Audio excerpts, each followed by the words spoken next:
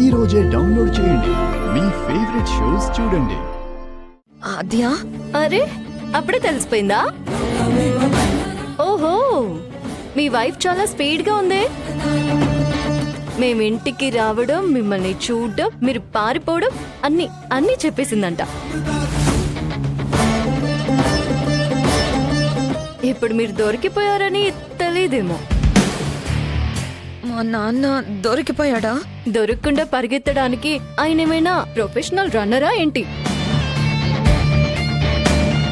బోల్ట్లన్నీ loose అయిపోయి షెడ్డుకొచ్చిన బండి కదా. కంగారు పడకు చారు, మేమేమి నీలాగా మనుషుల్ని చంపుకుని తినే రకాలం కాదు. భద్రంగానే ఉన్నాడు. ఒక్క నిమిషం మాట్లాడు. అమ్మ చారు, ఈ ఆద్య నన్ను ఏమీ అనలేదు. సీనుబాబు కూడా ఏమీ అనలేదు. ఆద్య మంచమ్మ, సీనుబాబు మంచోడు. తెలుసులే. ఇప్పుడు మీ నాన్నని తీసుకొచ్చి మా పెదనాన్న ముందు నిలబెట్టి నువ్వు వాడిన నాటకం మొత్తం మొత్తం బయట పెట్టబోతున్నాం. నువ్వు వద్దాద్య, ఆద్య ప్లీజ్. వద్దంటే ఎలా కుదురుతుంది? మీ పాపానికి శిక్ష అనుభవించాలి కదా. అలా కాదాద్య. పోనీ నువ్వెక్కడున్నావో చెప్పు, నేను వస్తాను. కాళ్ళ బేరానికి వస్తున్నట్టుంది. ఆద్య ఆద్య ప్లీజ్, ఈ ఒక్క ఛాన్స్ ఇవ్వద్య ప్లీజ్. రమ్మను, ఏం చెప్తుందో చూద్దాం. మా రామ చెప్తుంది కాబట్టి ఓకే, వచ్చే. ఎక్కడున్నావు? లొకేషన్ పంపిస్తాను, వచ్చే.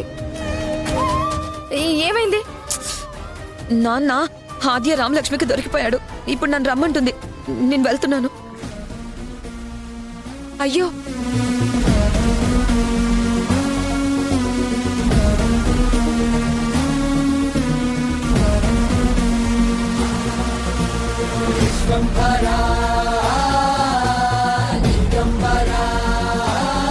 చారు, చారు, అత్తయ్య మొహం పగిలిపోద్ది. ఏంటి? నీకు కనిపించదు కదా, చూసుకుని జాగ్రత్తగా వెళ్ళు, లేదంటే దేనికైనా గుద్దుకుంటావు, మొహం పగిలిపోతుంది అంటున్నా. ఎప్పుడూ తిరుగుతున్న ఇల్లే కదత్తయ్య, బాగా అలవాటైపోయింది. అందుకే ఇలా వెళ్తున్నాను.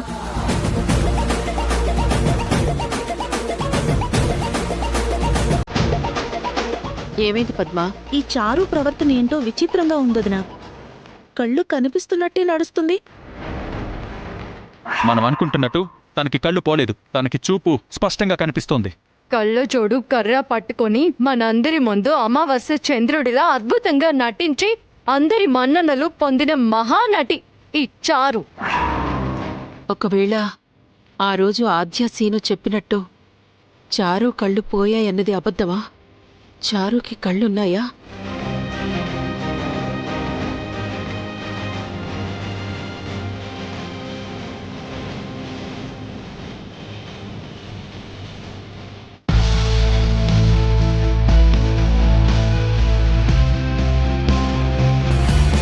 ఏమండి, మీకోసం సుబ్బయ్య ఆయన భార్య వచ్చారు.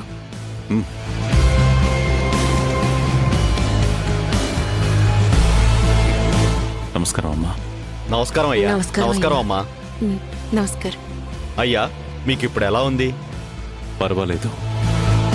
మీ అందరి ప్రేమాభిమానాలతో నేను బాగానే ఉన్నాను. చెప్పండి, ఏంటి ఇలా వచ్చారు? అయ్యా, అది ఇంత దూరం వచ్చి ఇప్పుడు చెప్పడానికి వెనక ముందు ఆడతావే? గుడికెళ్ళి బాధలు చెప్పుకోవడానికి ఆలోచిస్తామా? చెప్పయ్యా. ఏం చెప్పాలనుకుంటున్నావో చెప్పు, ఇబ్బంది పడకు. అయ్యా, నేను పడే ఇబ్బందుల గురించి చెప్పుకుందామని వచ్చానయ్యా. పర్వాలేదు, చెప్పమంటున్నారుగా, చెప్పండి. అయ్యా, రూపాయి దాచుకుని వేసుకున్న పంట మొన్న వచ్చిన వరదలకి మొత్తం నాశనం అయిపోయింది.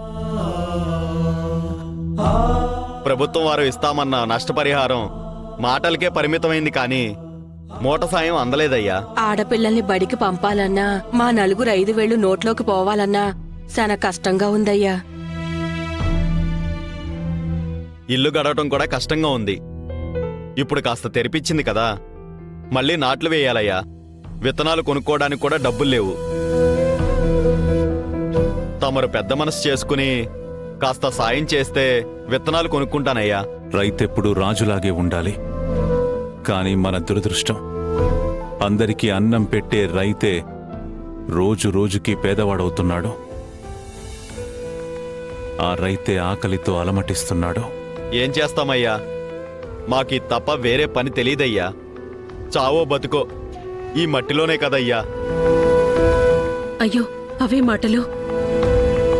అందరం ఈ మట్టిలోనే పుట్టి ఈ మట్టిలోనే కలవాల్సిన వాళ్ళం. మధ్యలో జీవితం ఒక్కొక్కరికి ఒక్కొక్కలా ఉంటుంది. బాధపడకు సుబ్బయ్య, మీకు తోడుగా నేనున్నాను. జానకి, వెళ్ళి డబ్బు తీసుకురా.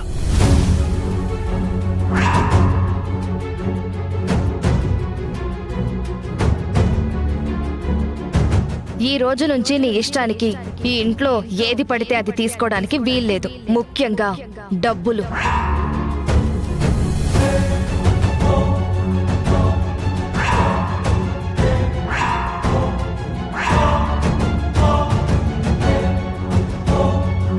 మీ కూతుళ్ళిద్దరూ ఈ ఆస్తంతా మా ఆయన పేరున రాశారు. ఇంతకు ముందులాగా దాన ధర్మాలు చేస్తే కుదరదు. ఏమైంది జానకి? ఏం లేదండి, వెళ్తున్నాను.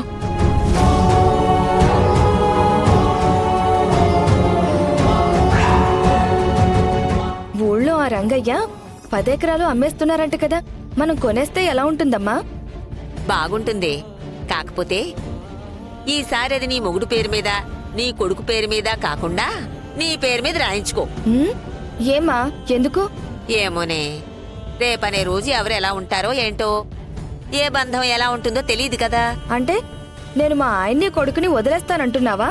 అబ్బా, మిమ్మల్ని విడిపోమ్మని చెప్పట్లేదే, కాలం అలా ఉంది. అందుకే నలుగురితో ఉంటూనే ఎవరి బతుకి వాళ్ళు భరోసాగా ఏదో ఒకటి వెనకేసుకోవాలి అంటున్నా. పోమ్మా, నేను మొండిదాన్నే కాని మొగుణ్ణి వదిలేసేంత మూర్ఖురాల్ని కాదు. నీ మంచి కోసమే చెప్తున్నానే, మొద్దు. చూద్దాంలే.